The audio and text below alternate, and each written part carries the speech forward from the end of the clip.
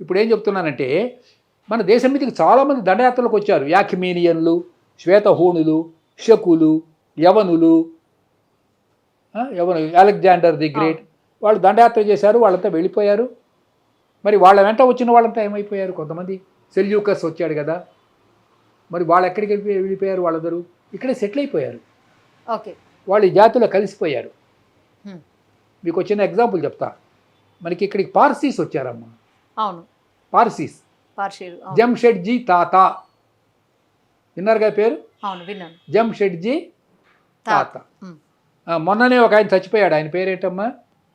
మన జస్ట్ ఒక 2 or 3 months back Ratan తాత.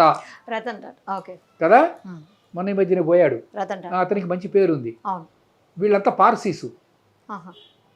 వాళ్ళు ఈ జాతిలో కలిసిపోయారు కదా. అవును. జంషెడ్జీ అంటే ఏమిటి తెలిసిన? జమ్ షడ్ జీ అంటే యమధర్మరాజు అని ఆ మాటకు అర్థం. ఓ ఓకే.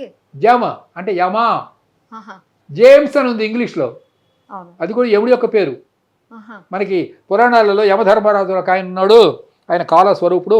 ఆ యముని యొక్క అనుగ్రహం వల్ల ధర్మరాజు పుట్టాడు అని భారతంలో ఒక స్టోరీ ఉంది. It's an allegory. దాని వెనకాల చాలా, ఇప్పుడు అవన్నీ చెప్పడానికి టైం సరిపోదు.